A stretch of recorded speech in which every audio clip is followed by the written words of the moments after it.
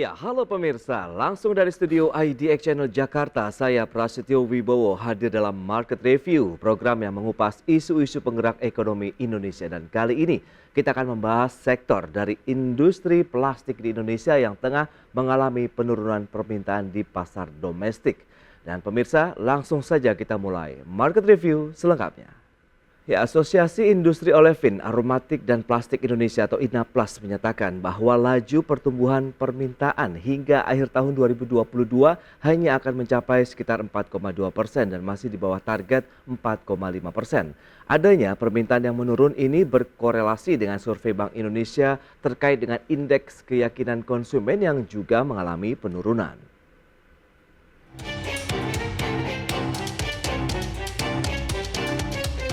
Bank Indonesia mencatat keyakinan konsumen terhadap kondisi ekonomi berbalik melemah pada bulan September 2022. Hal ini tercermin pada indeks keyakinan konsumen yang tercatat sebesar 117,2 poin atau turun 6,01% dibandingkan bulan sebelumnya sebesar 124,7 poin.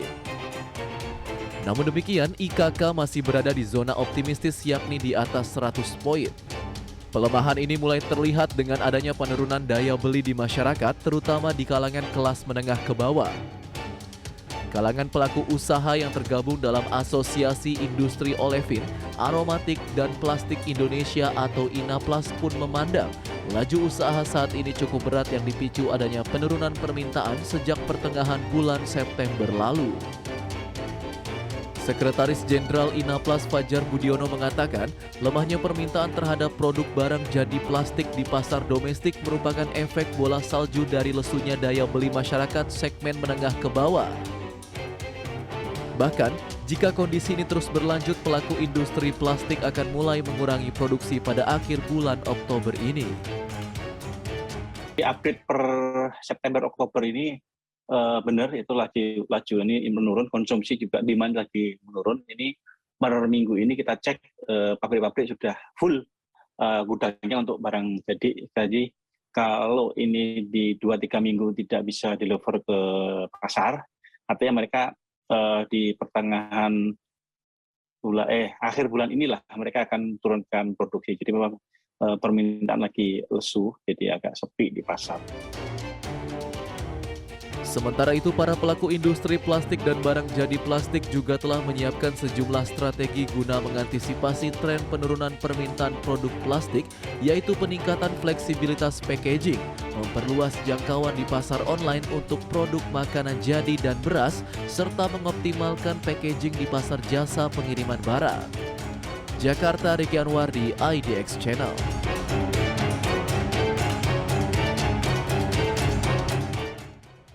Ya, pemirsa, untuk membahas tema kita hari ini, permintaan domestik turun, industri plastik akan pangkas produksi. Kita sudah tersambung melalui Zoom bersama dengan Bapak Fajar Budiono. Beliau adalah Sekjen Asosiasi Industri Olefin, Aromatik dan Plastik Indonesia atau INAPLAS. Selamat pagi, Pak Fajar. Ya, halo, selamat pagi. Selamat pagi, Mas Pras, apa kabar? Ya, alhamdulillah. Salam sehat, Pak Fajar.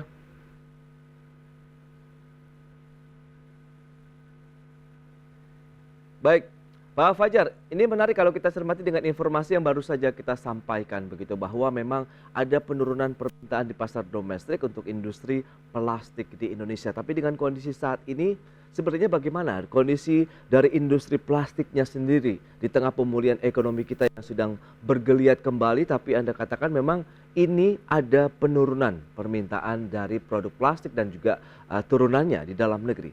Seperti apa?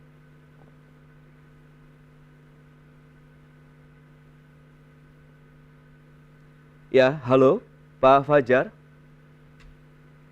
Baik pemirsa, nampaknya ada gangguan teknis begitu dari saluran komunikasi kami melalui Zoom bersama dengan Bapak Fajar Budiono. Kita akan mencoba nanti mengulas lebih jauh bagaimana sebenarnya kondisi yang dialami oleh pelaku industri plastik dan juga biji plastik serta produk-produk turunannya di dalam negeri, karena tadi ada kaitannya dengan indeks keyakinan konsumen di dalam negeri yang juga sedikit ada penurunan begitu yang disampaikan dari hasil survei Bank Indonesia. Kita akan mencoba kembali nanti mencoba menjalin lagi komunikasi bersama dengan Bapak Fajar Budiono, tapi kita akan jeda terlebih dahulu. Ya, pemirsa, terima kasih Anda masih bergabung bersama kami dalam Market Review dan kita akan mencoba kembali untuk berkomunikasi bersama dengan Bapak Fajar Budiono, Sekjen Asosiasi Industri Olefin, Aromatik dan Plastik Indonesia atau INAFPLAS. Ya, halo Pak Fajar. Iya Mas, selamat pagi, gimana? Oke. Apa kabar? Baik, alhamdulillah. Salam sehat juga ini Pak Fajar.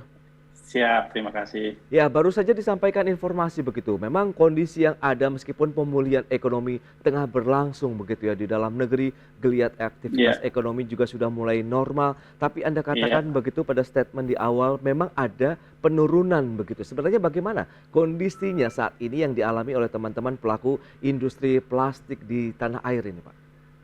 Baik, terima kasih Mas Tas. Jadi minggu ini kita sudah keliling lagi ke daerah, ke beberapa sentra produksi.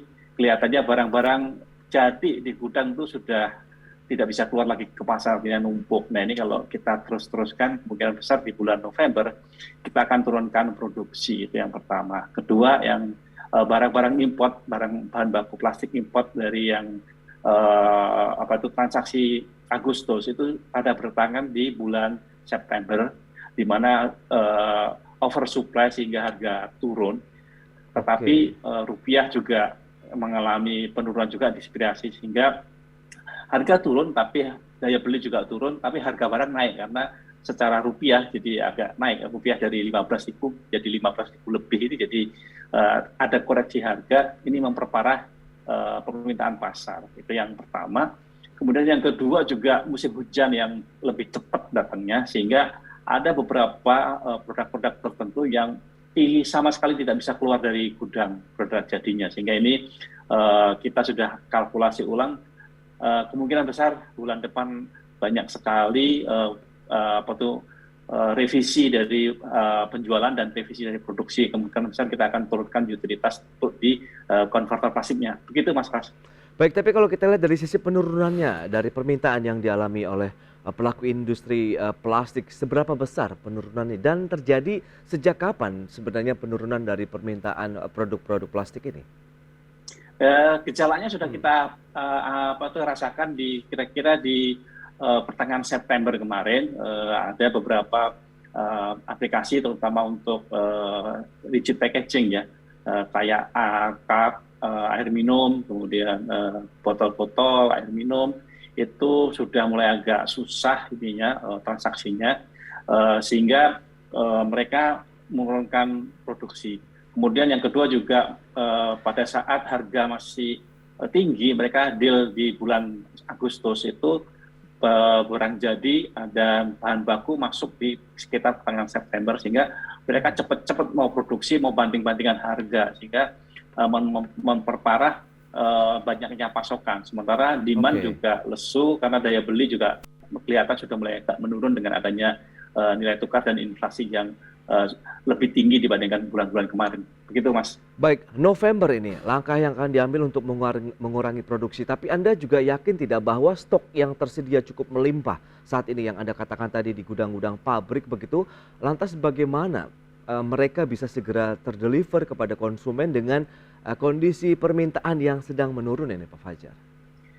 Jadi kalau untuk aplikasi untuk yang berhubungan dengan rigid packaging agak susah kita ngomongnya, karena itu nanti kita lihat cuaca hujan ini bagaimana, banjir ini bagaimana. Kalau cuaca hujan terus kan orang cenderung untuk beli minuman agak berkurang ya. Tapi ada di beberapa aplikasi yang lain, khususnya di pasar basah dan pertanian ini masih ada beberapa peluang untuk kita bisa deliver lebih banyak, karena harapan kami panen juga akan lebih bagus, sehingga terutama nanti di luar Jawa ini konsumsinya masih bisa kita genjot naik, tapi kalau dari Jawa sampai ke Nusa Tenggara kelihatannya agak berat untuk di 2 bulan terakhir ini. Loh, memang kalau kita cermati dari sisi pangsa pasar dari produk plastik nasional kita begitu ya Pak Fajar, ini dominasinya banyak kan di wilayah mana ya? Jadi kalau kita lihat Jawa sampai Nusa Tenggara, nah sampai Nusa Tenggara itu kan memang basisnya kan manufaktur dan pariwisata. Nah ini yang begitu hujan itu manufaktur pariwisata agak sedikit turun banyak. Tapi kalau di luar Jawa itu ya katakanlah 45% kasar, itu kan harga komoditas masih cukup lumayan bagus. Tetapi industri makanan minuman itu juga cukup lumayan mengurangi produksinya, karena memang bahan baku untuk makanan itu terutama untuk terigu dan lain-lain juga cukup mahal, sehingga Oke. ini inflasi ini menambah turunnya daya beli, begitu Mas Pras. Itu kalau kita bicara mengenai produk jadinya sendiri, tapi kalau kita lihat dari hulunya sendiri, bahan baku dan lain-lain sendiri, apakah itu masih menjadi tantangan tersendiri, Pak Fajar? Nah, kebetulan untuk bahan baku juga mengalami hal yang sama, di mana harga bahan baku feedstock monomernya itu sekarang di kisaran antara 850 sampai 900. Sementara harga polimer atau bahan baku plastik itu di kisaran 1050 sampai 1090. Artinya kan sudah di bawah 200 delta T-nya antara monomer dengan polimer ini, sehingga ini memperkecil margin yang harusnya sudah kita planningkan di tahun ini akan drop cukup lumayan banyak, karena dengan delta di bawah 200 ini kemungkinan kita cuma BEP aja, tidak ada margin sama sekali. Jadi ini tantangan 2-3 bulan ini agak berat sekali. Oh, ini cukup sulit ya. Di satu sisi ada penurunan demand di masyarakat begitu, tapi bahan bakunya mengalami kenaikan dan ini tidak bisa langsung serta-merta kita menaikkan harga jual di tengah pelemahan permintaan ataupun daya beli masyarakat dong, Pak. Betul, Pak. Jadi yang kita bisa itu cuma paling-paling kalau dari sisi harga, kita harus pepetkan sampai di mana masyarakat itu bisa belanja. Di satu sisi juga kita coba nanti bagaimana langkah-langkah pemerintah untuk mempertahankan daya beli masyarakat menengah bawah ini, terutama yang di area Jawa sampai ke Nusa Tenggara ini yang berbasis manufaktur dan pariwisata, karena ini yang segmen yang cukup terasa 2 bulan terakhir ini. Lah kalau misalnya nanti November jadi ada penurunan ataupun pengurangan produksi plastik sendiri, sejauh ini memang kapasitas produksi nasional di angka berapa, kemudian nanti penurunannya bisa seberapa besar persentasenya, Pak Fajar? Jadi sampai ke pertengahan awal bulan Oktober sampai minggu pertama Oktober itu kita masih untuk di hulu itu masih di sekitar 90-an% utilitasnya. Tapi ini kemarin seminggu terakhir ini sudah mulai ada red down. Nah, kita berharap jangan sampai di bawah 85. Kalau sampai di bawah 85 artinya itu agak sudah susah sekali ininya persaingannya. Di samping juga tidak hanya Indonesia yang akan masuk ke barangnya, dari luar juga dengan adanya kerjasama trade agreement dengan beberapa negara yang notabene nanti akan bersaing head to head dengan kita. Ini supply-nya juga akan makin banyak, sehingga harga pasti akan turun. Sementara demand juga belum pulih. Ini yang perlu kita antisipasi bersama di situ, Mas. Iya, Pak. Itu 85 itu satuannya dalam apa, Pak? 85%. 85% akan ada? Iya. Maksimum. Jadi dari 90 ke 85. Jadi akan ada penurunan sekitar 5% mungkin di 2-3 sisa tahun ini. Oke, nah misalnya dengan konsekuensi penurunan produksi, apakah juga akan mempengaruhi produktivitas secara keseluruhan, mesin-mesin akan ada pengurangan, kemudian akan berpengaruh kepada tenaga kerja atau tidak, hanya produksi saja yang berkurang? Kalau di hulu hanya produksi saja yang berkurang, tapi kalau yang di manufaktur di hilir ini pasti mereka akan stop sebagian mesinnya, karena gudang mereka sudah penuh. Nah, kita khawatirkan jangan sampai nanti utilitas mereka yang sekarang ada di hilir itu 75 sampai 80% ini turun ke di bawah 70. Artinya kalau turun di bawah 70 mereka sudah mulai memberlakukan 2 shift ini, tidak 3 shift lagi. Nah, ini yang kita harus antisipasi bersama. Tapi ada kabar baik yang untuk pasar basah atau pasar tradisional itu sampai hari ini masih cukup lumayan, meskipun harganya masih cenderung penawarannya di bawah terus. Oke, kalau mungkin kita bicara klasifikasi pasar basah begitu, ini kan kepada industri yang mana? Pertanian tadi apakah lebih kepada produk-produk plastik dalam artian kantong plastik gitu atau bagaimana, Pak? Jadi kalau kita bisa ke pasar basah itu ada kantong plastik, kemudian karung. Dua hal ini masih cukup lumayan ada harapan, karena pasar basah ini adalah 40% dari pangsa pasar flexible packaging. Kemudian kalau untuk karung ini kita lihat harga komoditas masih bagus. Kemudian panen juga relatif musim basah, jadi bisa 3 kali. Sehingga untuk kantong dan karung ini masih ada bisa menutup di sektor yang lain seperti di rigid packaging gitu. Oke, berarti masih ada posisi yang bisa menyelamatkan industri plastik secara keseluruhan itu di pasar basah. Dan ini wilayah pasarannya sendiri begitu Pak, pangsa pasarnya memang masih di lokasi yang sama tadi, Sumatera, Jawa sampai dengan NTB. Jadi kalau pasar basah itu nanti larinya ke pasar tradisional, sehingga kalau tadinya masyarakat beli barang jadi atau makanan-makanan jadi siap saji, nah sudah mulai beralih ke pasar, dia belanja sayur, belanja buah-buahan, dia masak sendiri. Jadi artinya di pasar basah masih cukup ada potensi yang bisa kita garap, artinya penurunannya tidak terlalu besar. Kalau karung otomatis kalau panen bagus pasti dia hasilnya bagus. Apalagi musim hujan, mereka tidak bisa mengeringkan secara cepat. Nah ini butuh karung yang lebih banyak. Oke, Inaplas sendiri sudah menyebutkan begitu di beberapa media begitu, dan juga Anda katakan tadi strategi begitu untuk menghadapi kondisi saat ini. Apa saja langkah yang sudah disiapkan, kita akan bahas nanti di segmen berikutnya Pak Fajar. Kita akan jeda dulu sebentar. Baik pemirsa, tetaplah bersama kami. Ya, Anda masih menyaksikan Market Review pemirsa. Berikut ini akan kami sampaikan infografik terkait dengan indeks keyakinan konsumen. Ini hasil survei dari Bank Indonesia. Seperti apa fluktuasinya yang terjadi di sepanjang tahun ini. Ya, seperti yang bisa Anda saksikan kembali di layar televisi Anda. Kita lihat dari bulan Januari, indeks keyakinan konsumen Indonesia itu tercatat 119,6 poin. Sementara Februari, Maret, April itu ada sedikit penurunan, kemudian mengalami lonjakan. 2022 mencapai 128,9 poin, kemudian Juni 128,2 poin, kemudian Juli menurun 123,2, ada kenaikan kembali di Agustus kemarin 24,7 poin, dan September lalu pemirsa turun lagi menjadi 117,2 poin untuk IKK Indonesia.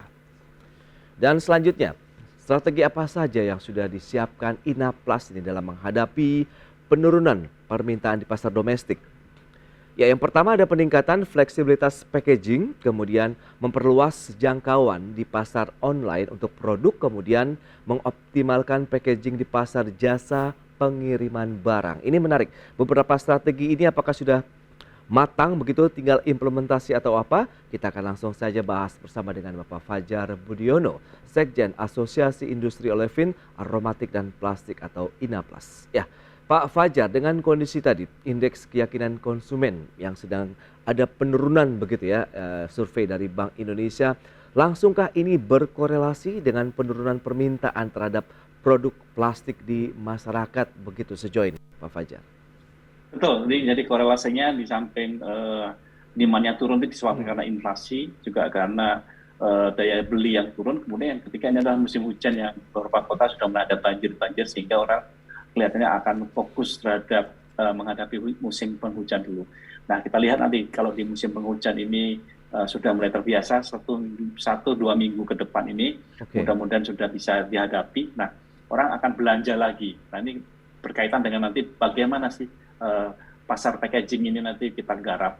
Kita tahu sekarang ini juga untuk beberapa produk instant noodle dan turunannya itu juga turun cukup banyak, karena mereka juga lagi membuat strategi dengan lonjakan harga bahan pangan yang naik lumayan cukup besar, karena gandum itu juga tidak ada di Indonesia, dia impor juga. Dengan Ukraine dan Rusia agak memanas lagi, akan berimbas langsung terhadap harga bahan pangan juga. Nah, ini kelihatannya akan ada 2-3 bulan akan ada varian-varian produk-produk baru lagi yang menyesuaikan dengan daya beli masyarakat yang ada. Nah, ini biasanya nanti akan diikutin oleh desain-desain packaging yang baru. Nah, ini kita harapannya ada di sana, sehingga nanti packaging ini akan mengikuti varian-varian produk untuk antisipasi untuk pasar-pasar yang memang daya belinya tidak bisa seperti bulan-bulan sebelumnya, artinya agak turun sedikit, tapi secara volume kita bisa capai ininya. Baik, Pak Fajar, ini